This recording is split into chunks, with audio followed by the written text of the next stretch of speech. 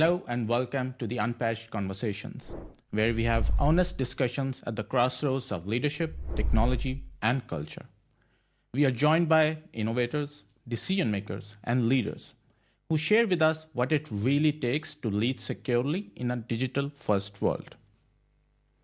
Our today's guest is Sheeba Sultan Hasnain, who has been at the heart of digital transformation, not just as a tech leader, but as a voice for ethical innovation and inclusive leadership.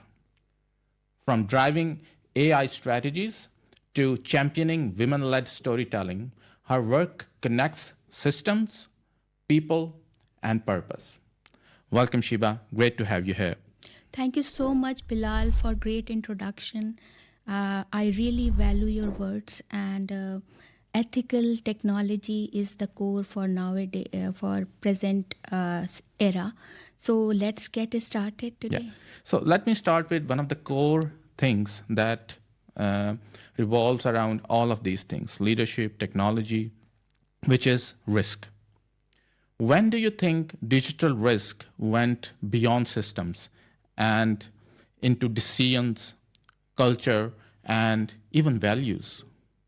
Yeah, when the wind of change blew, some build walls, others build windmills.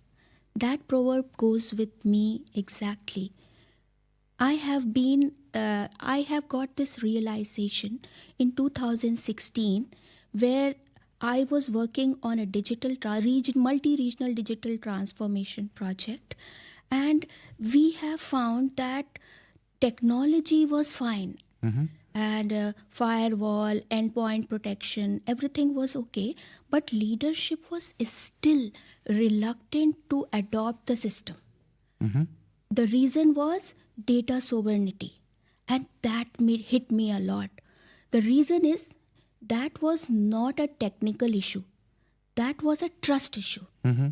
After 2020, we are well known that remote access, AI ethics, these have been the part of our discussion on board meetings. Yeah. So the thing is, you can see the visible shift nowadays.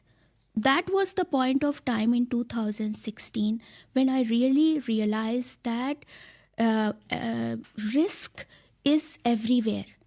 And it has already started because we were trying to migrate on cloud, private cloud, and public cloud, and hybrid cloud.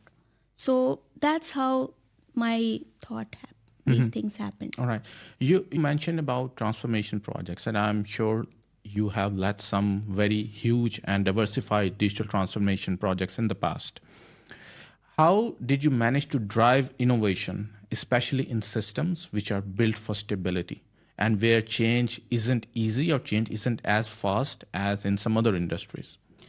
Yeah, actually, to my mind, we can't steer a ship that is anchored, and even we can't sail it if it is not having a compass. Same paradox happened with digital transformation. Being me as a digital transformation officer, I realized that innovation is not about the adopting technology. It's all about creating trust. So when I went in, I was not a disruptor. My mindset was not like a disruptor. My mindset was to make the bridge between technology and the business. And that's how I started working on it.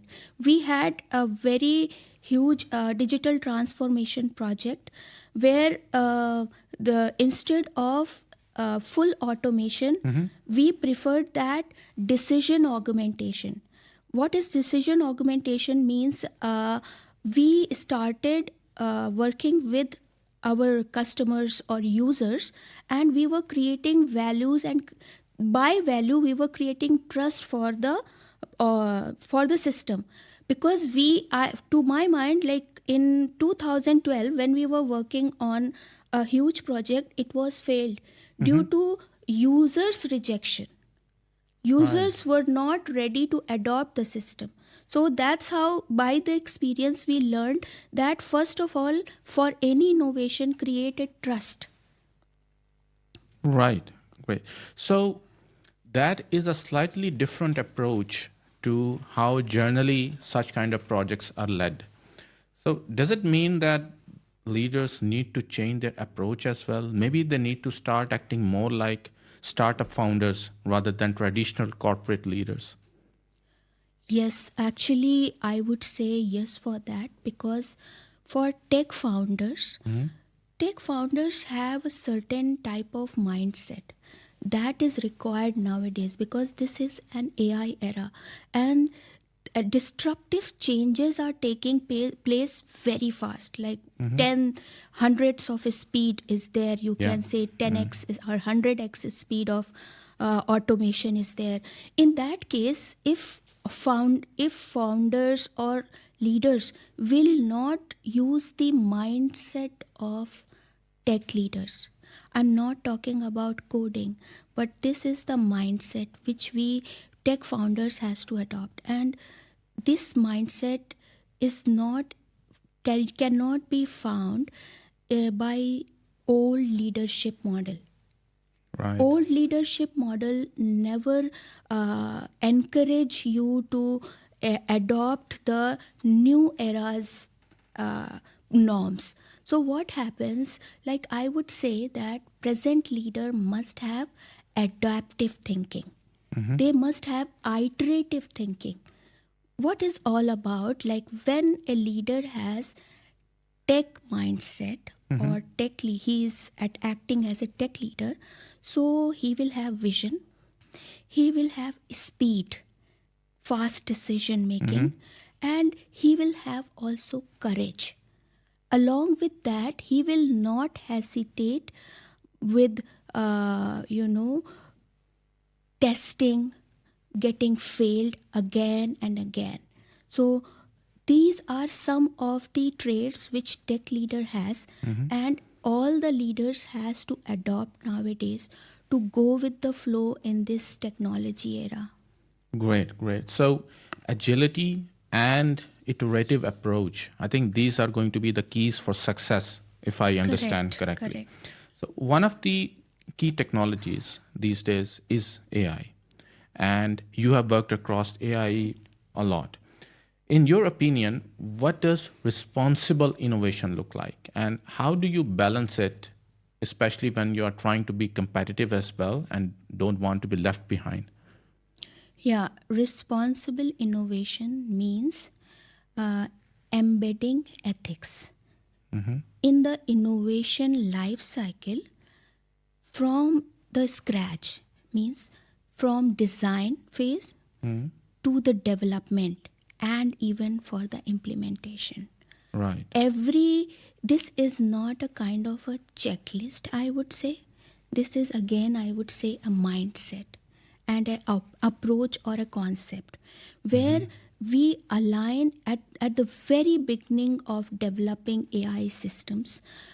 We align our AI systems with the ethical approach, with compliance and the like GDPR and all those criterias has to be aligned in the development phase itself, and there should be unbiased testing. Testing phase is a crucial phase for any development. So there should be responsible test engineers who has the knowledge of social understanding as well as the technical understanding as well. And as far as competitive advantage is concerned, I would say that without trust, you cannot have competitive advantage. The reason is, if you build an AI system which is providing you untrust, not a trustworthy results, then what will happen? Initially, people will start using it, then they will negate. So that is also a part of competitive advantage, to embed ethics from the very initial life cycle of any kind of development or implementation. Right. So, do we have enough resources who understand how and why this is important to embed right from the start? Or is this something where a lot of work needs to be done to ensure that people who are building those systems, those are capable and those are ready to do this? Yeah, actually, here again, I would say this is a leadership responsibility. Of course, there are capable, skilled developers, but they must have a proper training and understanding about the whole scenario and the output also. Then only we can run it in a right way and in more ethical way for better competitive advantages. Right, right, right. Now, you have been a very strong advocate for women in AI. What do you think are the risks if we continue to build innovation systems with this representation gap? Yeah, actually, if we will continue to build these kind of systems with a present representation gap which we have, it will broaden the gap in future. Right. Like you are making AI tools today with the present gap in the societies in respect to women, in respect to other minorities, then you will bring up the tools which are stereotype tools. And again, people will not like it and they will not use it. So there will be again a trust issue if this kind of implementation will take place. So again, this is again a responsibility that whatever gap presently we have in our society, when we are building a very such kind of systems, not for a majority, not neither for minority, this system should be for public. So public systems, when you are creating, it has to fill the present gap. Then only we will be able to have a better future with us. Understood. You mentioned trust quite a bit. So, in addition to trust, empathy and storytelling, they also play a very crucial role, especially when you are talking about AI driven challenges. What is their role and why are these important? Actually, I would say leadership is not about taking charge. It's about taking care of the people you are in charge. So, actually, I would say that empathy is the way where we can reduce the gap and and we will dissolve the fear. We will dissolve the resistance. Because if leaders are more empathetic today, along with creating trust, so from where will that trust come? With the behavior of and the mindset of leaders. When leaders are behaving empathetically enough to create a trust among their employees, that's where the whole power lies. So, first of all, you talk about empathy. Empathy in future leadership, empathy should be the core because AI is gonna handle so many other tasks. So, human centric behavior is very important, which we should not forget. Second thing you spoke about, you talked about storytelling. Yeah. I am an author. I have written 2 books, Thankfulness, the Art, Women Empowering Women. These are storytelling. And I know very well that storytelling connects vision to the values. So Right. the AI system should be based on, their algorithms must be based on real life storytelling and our previous histories and stories. Then the AI will be able to give us the correct answers for our questions. If that will not be there, there will be, if we will use such kind of thoughts and scenarios, then only AI tools will be able to provide us more inclusive, sustainable, and more collaborative tools. Right. So, when we are talking about technologies and AI, it's also important to ensure that these technologies are safe as well, Correct. right? So when you're building smart infrastructures, which include these technologies and AI as well, how do you embed security, like right in the design itself? Okay, security, to my mind, security is not a product, it is a process. It cannot be treated as a speed blocker, it is a steering wheel.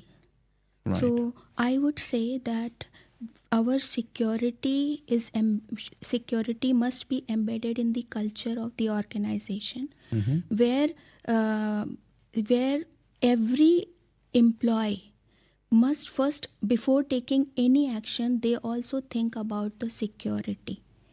And I would say that there was a project, and smart mobility project, and there we were tracking the real time movement of the vehicles in the city. Along with that, uh, citizens movement, and there were payment modules also.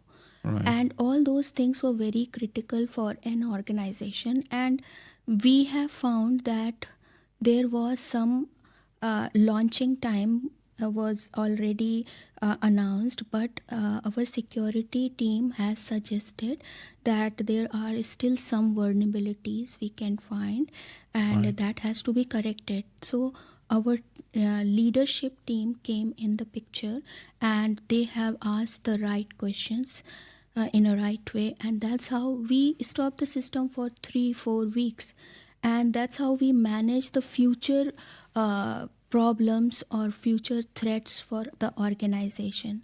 So sometimes we don't take nowadays security much valuable, but I would say that security is the core for whole automation, and we have to take it very serious. Got it. Understood. So in such kind of projects, even security still takes the priority. If the system is not ready from the security perspective, then it shouldn't be released to public, Correct. right? But in order to lead such kind of projects, or in order to be a leader where a lot of focus needs to be on security, do you need to be a cybersecurity person, or can you lead even without being one? Yeah, actually, the thing is, for being a cyber security leader, of course, in an organization, we cannot find very, very deep understanding leaders in this area. However, they are the leaders. We don't expect them to write codes, but we expect them to align a strategy, business, and accountability. Right. If these people know all these things, and they manage the scenario according to the situation, and of course in the departments we need CISOs, CISOs are there, so of course they can take help, but at the same time a non-security leader can run the show by having such strategy, alignment with the business, collaboration, and understanding how much risk he is carrying. Right. So would it be right to say that being a cybersecurity leader, it's more about governance and less about technology itself? Yeah, actually, I would say technology is a tool, and it is changing very fast. But governance is something which has to be aligned in a most effective way in any organizations, because governance is the core to run any type of technology. If the roles and hierarchies, access, all are defined in an organization, it will be easy for the organization to run with the change of technology. Right. One thing I picked up in your conversation, whether it was about digital risk or whether it was about embedding security into design, is the culture itself. Correct. Yeah. So how do you build such a culture? For example, if you had to design a security culture training, which is specifically for non-IT leaders, how would you start? I would start with the mindset. Okay. And how would I create that mindset? I know that these are non-tech leaders, and we are designing program for them. So we will talk about their interest. Right. Okay, we will not start our training by very hi-fi tech jargons, so that people will go from the meeting. The important thing is we have to talk about their business. Like if we are giving training such as cybersecurity training for the HR, then we will talk about roles. We will give them case studies, scenarios, what happened when in some other organization HR was not aware about certain types of risk in the system. So that would be more interested for them. And of course we will later, in the later part of the training, when they will have better understanding about security, we may introduce some more important and keywords for cybersecurity. Right. So people will be aware about those keywords.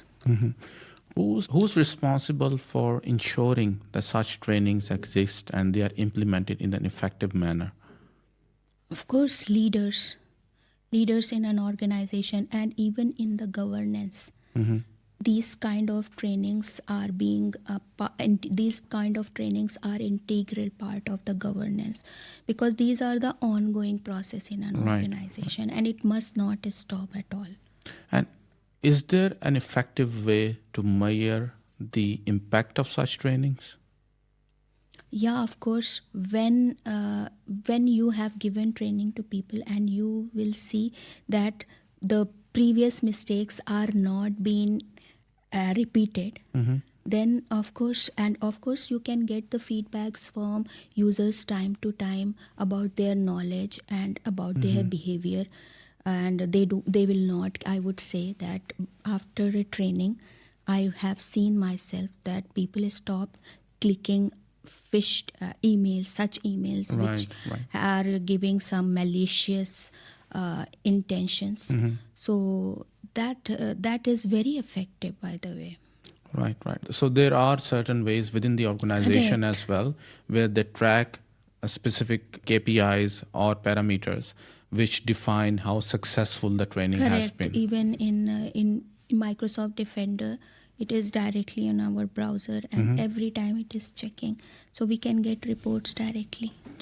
One of the primary things that we have been discussing so far, whether it's digital risk, whether it's culture, whether it's training, is leadership.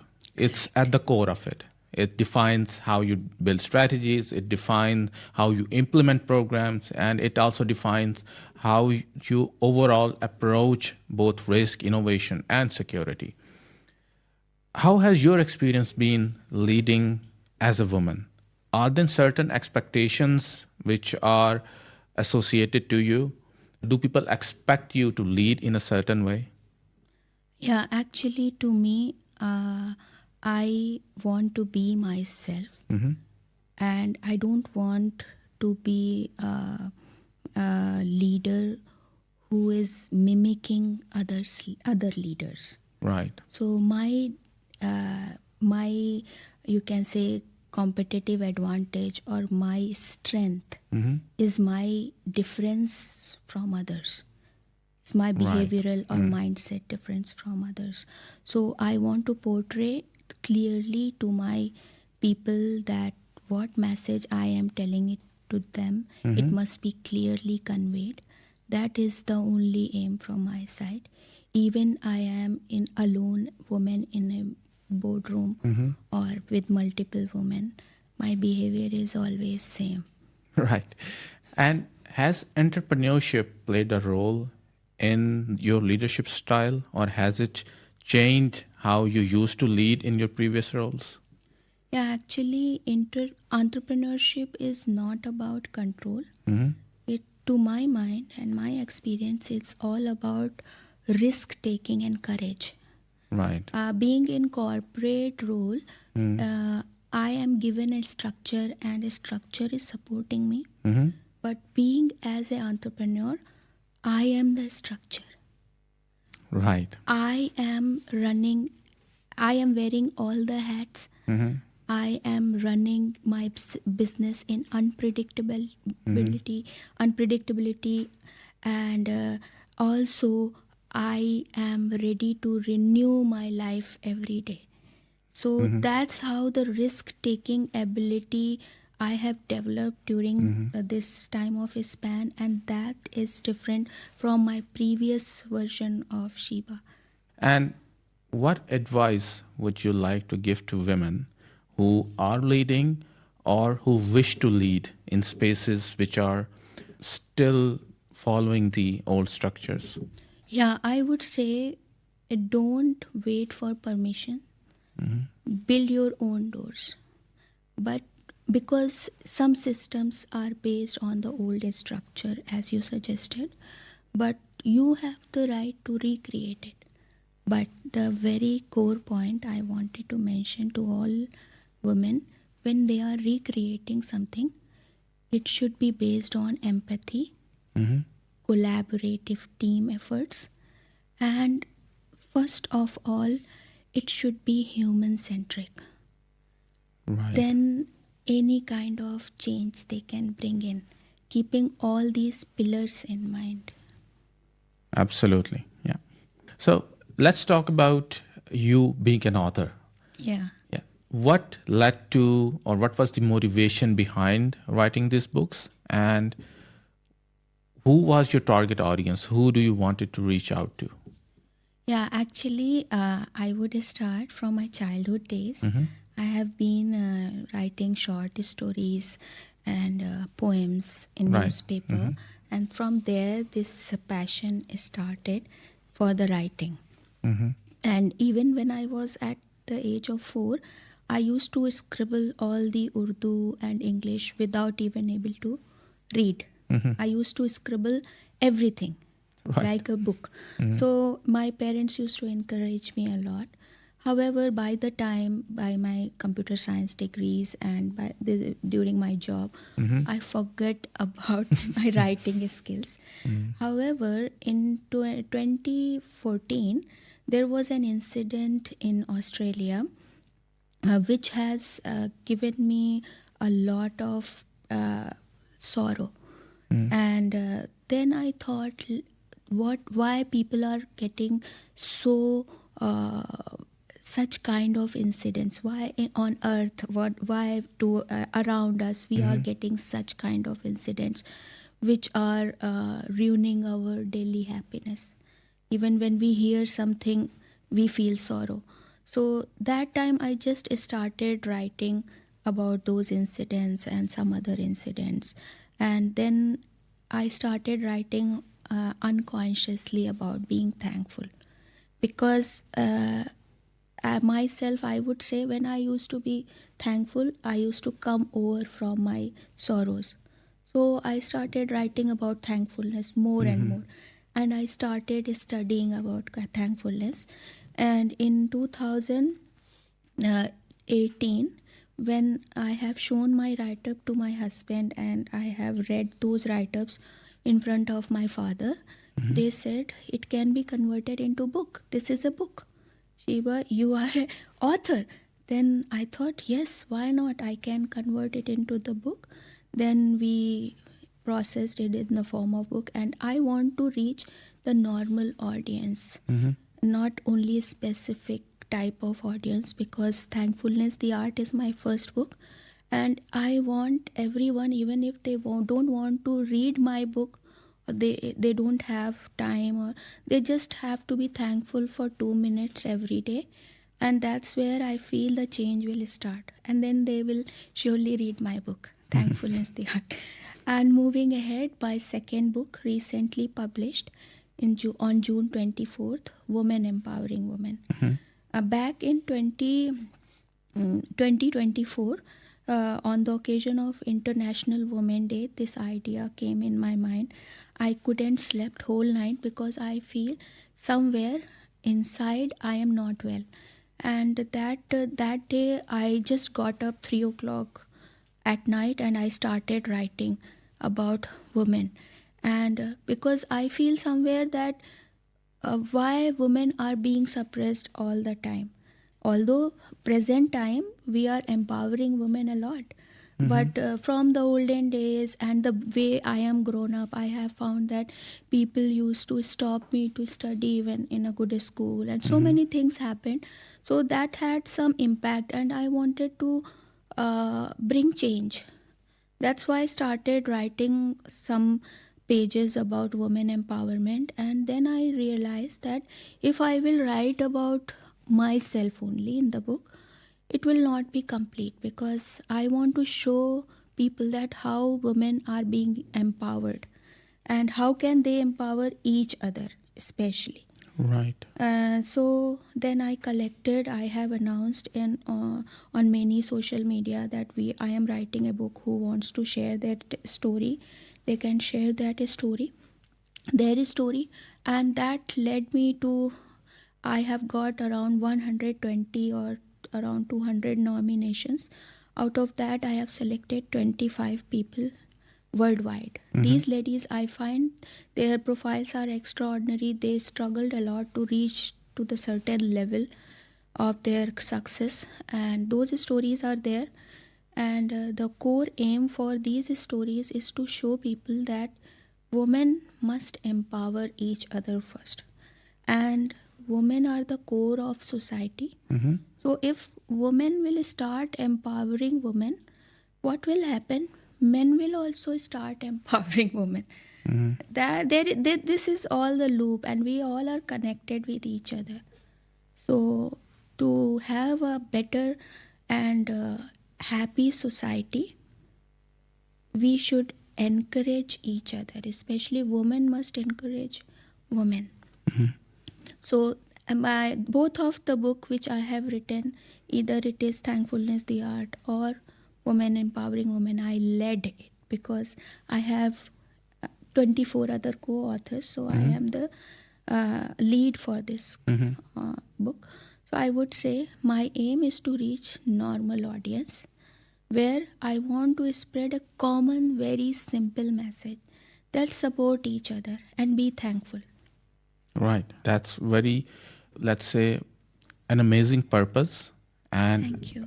Really wishing you a lot of success in this as well. While going through this process, how did it impact your work life?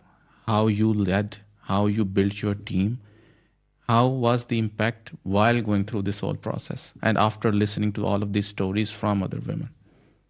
Yeah, actually, I found that I am not the single person. I was always thinking that I didn't get much support from society or from this. I was always somewhere unthankful, I can say. Okay, but that is normal, because when you are not supported much, you have somewhere in your heart that you would have been supported in a better way. But when I have read all those 25 stories, I found that your struggle is the core for your success. And I really realized that yes, you have to be thankful, but if you will not have a struggle in your life, you cannot achieve better place. So if you are getting struggles, say thanks to God, and thanks to those people also who are giving you struggles. Because of their struggle, I am more enlightened. Right. I am trying to overcome those struggles every day. So like I found like this person is stopping me. No, use other way to do this. That the same stories I have found in their life also. Like they wanted to do something but people stopped. They had something but something happened. But they were overcoming. The common thing in all 25 ladies, they had a lot of struggles, but every time they had a struggle, they overcome and they were more enlightened. So that is the core, I feel. Being enlightened is very important. Learn from each and every mistake of yours, and that's where you will be enlightened. Thank you so much for sharing your story and your thoughts and how you collected all of these insights and all of these beautiful stories from all others as well and managed to publish it and present it in a way that it can reach a lot more people and benefit them as well. Keep watching Unpatched Conversations for more conversations like this and more insights like this. Thank you.